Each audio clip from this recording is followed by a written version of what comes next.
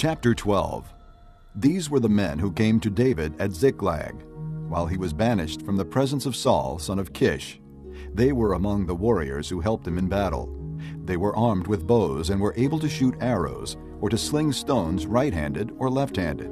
They were kinsmen of Saul from the tribe of Benjamin. Ahiezer, their chief, and Joash, the sons of Shemaiah, the Gibeathite, Jeziel, and Pelet, the sons of Asmaveth, Berekah, Jehu, the Anathothite, and Ishmaiah, the Gibeonite, a mighty man among the 30, who was a leader of the 30.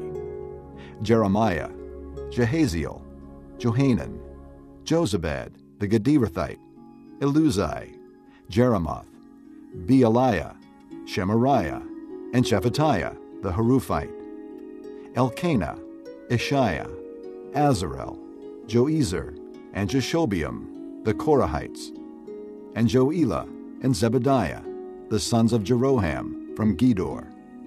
Some Gadites defected to David at his stronghold in the desert.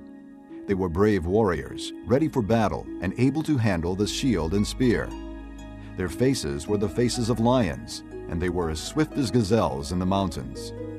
Ezer was the chief, Obadiah the second in command, Eliab the third, Mishmannah the fourth, Jeremiah the fifth, Attai the sixth, Eliel the seventh, Johanan the eighth, Elzabad the ninth, Jeremiah the 10th, and Machbanai the 11th. These Gadites were army commanders.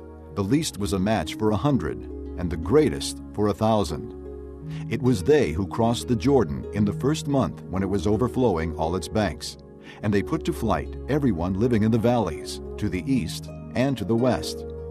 Other Benjamites and some men from Judah also came to David in his stronghold.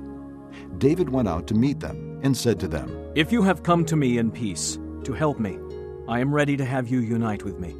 But if you have come to betray me to my enemies, when my hands are free from violence, may the God of our fathers see it and judge you." Then the Spirit came upon Amasai, chief of the 30, and he said, "We are yours, O David. We are with you, O son of Jesse. Success, success to you, and success to those who help you, for your God will help you." So David received them and made them leaders of his raiding bands. Some of the men of Manasseh defected to David when he went with the Philistines to fight against Saul. He and his men did not help the Philistines because after consultation, their rulers sent him away. They said, "It will cost us our heads if he deserts to his master Saul." When David went to Ziklag, these were the men of Manasseh who defected to him: Adnah, Jozabad, Jediael, Michael, Jozabad, Elihu, and Zillethai, leaders of units of 1,000 in Manasseh. They helped David against raiding bands, for all of them were brave warriors, and they were commanders in his army. Day after day, men came to help David, until he had a great army, like the army of God. These are the numbers of the men armed for battle who came to David at Hebron to turn Saul's kingdom over to him, as the Lord had said. Men of Judah, carrying shield and spear, 6,800 armed for battle. Men of Simeon, warriors ready for battle, 7,100. Men of Levi, 4,600, including Jehoiada, leader of the family of Aaron, with 3,700 men, and Zadok, a brave young warrior, with 22 officers from his family. Men of Benjamin, Saul's kinsmen, 3,000, most of whom had remained loyal to Saul's house until then. Men of Ephraim, brave warriors, famous in their own clans, 20,800. Men of half the tribe of Manasseh, designated by name to come and make David king, 18,000.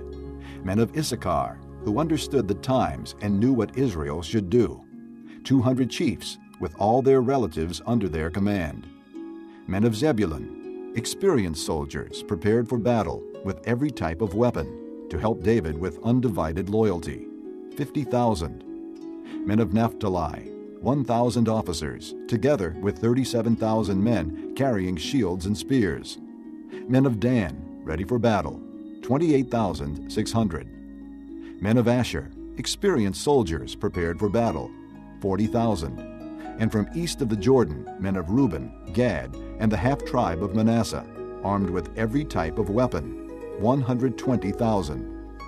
All these were fighting men who volunteered to serve in the ranks. They came to Hebron fully determined to make David king over all Israel.